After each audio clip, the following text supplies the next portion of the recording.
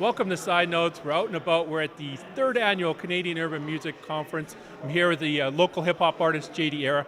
JD, thank you so much for joining me. Thanks for having me, man. Thank you. Your YouTube was almost 1 million hits. Your MySpace was over 1.9 million hits. How does it feel being a Canadian artist in regards to, we're talking about that glass ceiling. Eb, the founder of Canadian Urban Music Conference, talked about it. Socrates talked about it. Carl Wolf talked about it.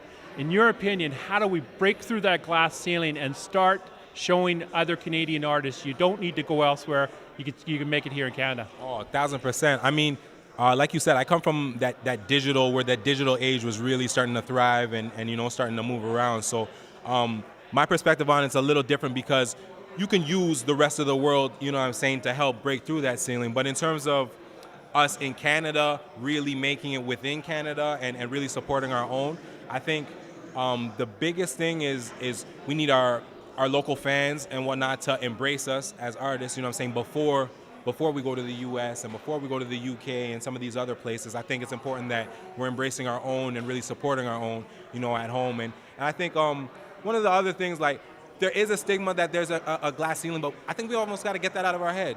You know what I'm saying? I think part of it is that we keep that in our brain that we can't tour and that we can't get around across the country and for hip hop at least, because rock bands and different genres, they're able to get around and sustain a living and do things. I think that as hip hop and as a rap artist, we gotta get on the road. Like, you can't be afraid to go to Winnipeg in February.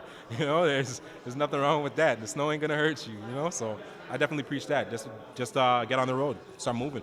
What are some Canadian artists that you've actually been with? I noticed you mentioned the name right before we began, Drake. Yeah, no, Drake a homie, he's definitely had amazing success within Canada, just worldwide he's had amazing success, but yeah, I got to see him kind of like, we grew up together kind of doing music, so I just, around the same circles, I got to see him literally just kind of take off and watching it really, I think it really kind of put things in perspective. Like, okay, you know what? This is real. Like, it went from something like rap in Canada went from something that was like, no way. I used to go to the U.S. and they would be like, "You're from where?" Like, we're not listening to that. But now it's accepted and it's almost it's welcomed. Outside of Canada, which is amazing. It was never like that before. So I tip my hat off to guys like Drake, Cardinal.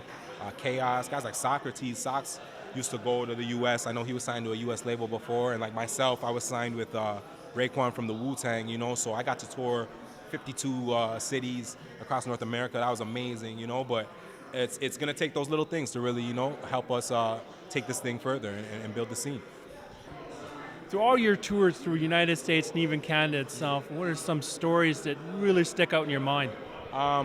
For me, definitely just getting to go around Canada. I didn't realize how big it was. That was one of the first huge things. We were in a bus. It was 8 of us crammed on a bus. And you get to bond with the boys and whatnot, but you're pretty much looking outside of a bus for 8 hours at a time until you get to the next city. And like, Canada's, it's a beautiful country, but it is freezing in the winter, and it's huge. It's space-wise, it's huge. But the fans were dope, and just kind of learning, Like, I got to go to a lot of different little places that I really would have never been, like the Thunder Bays, like the kind of little corners that hip hop doesn't really go to. They more get rock bands and stuff like that, but to kind of bring hip hop to them was always fun.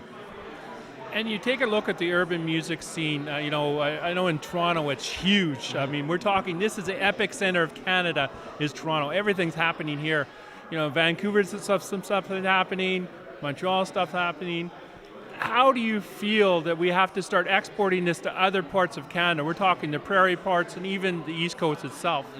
I think the biggest thing for hip hop and like urban acts is not being afraid to go there. I think mentally we think that, like, because they're not calling, that they don't want the music, or there's not an interest, over there. But what I found just in kind of touring is that all across the country, they love hip hop, they love urban music, So I think it's just a responsibility of artists to say, you know what, we're gonna get on a bus, I'm gonna bring my DJ, we're gonna bring my guys, and we're we're gonna go, you know what I mean, and literally go and build it from that 20 fans to that 200 fans to that 2,000 the next time, you know. Guys like Classified are masters at that, you know what I mean, and Mad Child from Swollen Members, you know, he's a guy that I look up to, and they're guys that they've been to every nook and cranny in this country, you know what I mean, and really to be successful in Canada, whether it's rock, hip hop, whatever it is, you gotta be willing to, you know, put on your backpack and go, you know what I mean? So I preach that, and I hope more people do it. I'm definitely one of the guys that's running around trying to do that as much as possible. When you head to the studio, you know, what is the one song that really sticks out in your mind that you've done? And you know, it's something that's every once in a while you close your eyes, you could still remember being in the studio recording it. I had a record.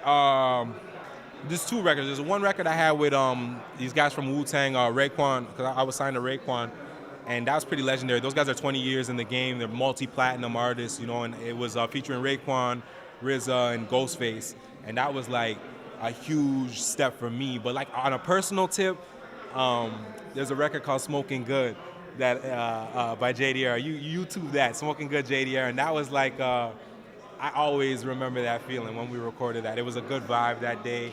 Everything, you know, when like everything's just clicking. You know, you look in the mirror, you felt right that day. You look there, you look good. You got to the studio, everything was right. It was just everything was clicking that day. You know, I checked my bank account, it wasn't on empty. Everything was good that day, man. So I always remember that. That's one for me. Do you have any new songs that are coming out? You're actually working in the studio at this time that we get to look forward to hearing pretty soon? Yeah, definitely. We just released a new record called You Got It. It's a female-driven record. It's a little more clubbish. You know what I mean? I got the video coming out soon. But you know, I come from the underground and like the battle scene, so I hit the pavement. You know, I got the street records, a little bit harder records. So just look out 2015. I got a bunch of new music coming out. I'm gonna get my man Reggie. My man Reggie's gonna get on something. You gotta give me like an interlude or something. You know what I mean? Give me something controversial for the next mixtape or the next album, man. I need you for this one. I'll definitely do that. The website, real quick. Website, eraday.com, ERADAY. Eraday, which day? Eraday. Eraday. Looking back over everything you've been through, you know, you're saying you've been in the business now for 10 years. Mm-hmm. You know, as you're, watched over everything, what is the one thing piece of information you can give advice-wise for the up-and-coming artists that are, you know, they're struggling themselves. They want a veteran like yourself to sort of mentor them with their words. Mm-hmm. I think I tell everyone off top, don't take no for an answer. Like that's like my message I preach so much, just because I've been told no so many times by so many people, and I've had people just not believe in what I was doing. And to get to this point, you know what I mean, having overcome those obstacles, you know, I tell people that automatically, never take no for an answer. And I think take accountability, you know what I'm saying?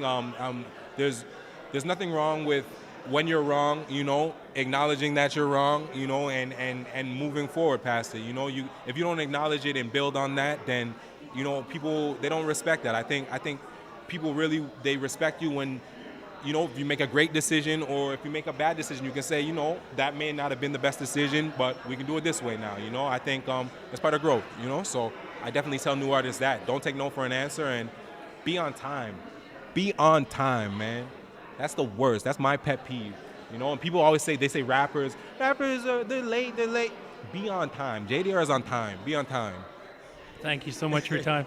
Thank you, Reginald. Era, time, be on time.